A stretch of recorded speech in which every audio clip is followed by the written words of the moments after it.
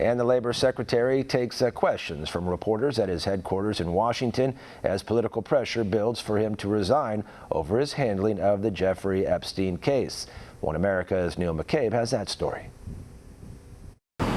Labor Secretary Alex Acosta told a press conference at the Department of Labor that he stands by the non-prosecution agreement his office came to with Jeffrey Epstein when he was then serving as a U.S. attorney in Florida. He said that the Epstein deal guaranteed that he registered as a sex offender, that he served jail time, and that he also made restitution with his victims.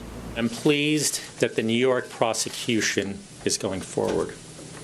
They brought these charges based on new evidence against Jeffrey Epstein, who is now a registered sex offender, and this is a very, very good thing. Acosta took the questions with a relatively cool demeanor, considering the pressure that was building for him to resign for his handling of the 2008 non-prosecution agreement with Jeffrey Epstein.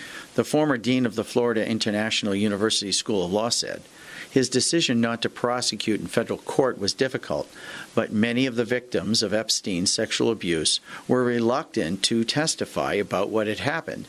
And 10 years ago, the rules allowed defense attorneys to shame victims on the stand, which is no longer the case. A further complication was that some of the victims were sympathetic to Epstein and told prosecutors they would defend the Wall Street operator if they were forced to testify. The victims being scared and traumatized, refusing to testify, and how some victims actually exonerated Epstein. Most had significant concerns about their identities being revealed. In the end, he said, he chose the sure thing, rather than roll the dice and possibly allow Epstein to escape justice. The deal he struck forced Epstein to pay restitution to victims and their attorney's fees associated with seeking those fees. Epstein was also forced to register as a sex offender and serve 18 months in state detention. The Palm Beach State Attorney's Office was ready to let Epstein walk free. No jail time, nothing. The head of the Labor Department did not answer the question when One American News asked him if he consulted then FBI Director Robert Mueller. But he did confirm that Maine Justice in Washington reviewed and approved his agreement with Epstein. I wasn't at Maine Justice. I do not have a full list of the individuals that reviewed this matter at Maine Justice. Individuals from Maine Justice were involved fairly early on and were certainly aware of it.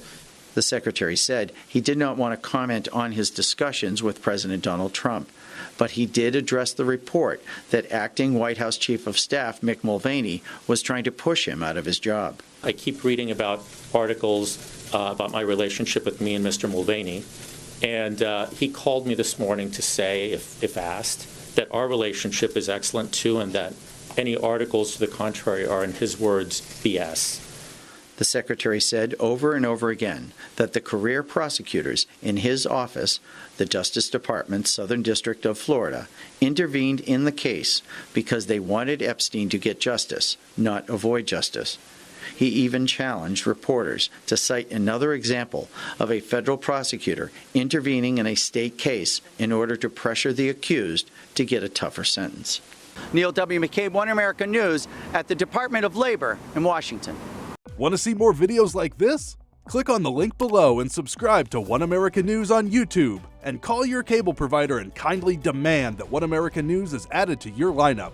Call and subscribe today.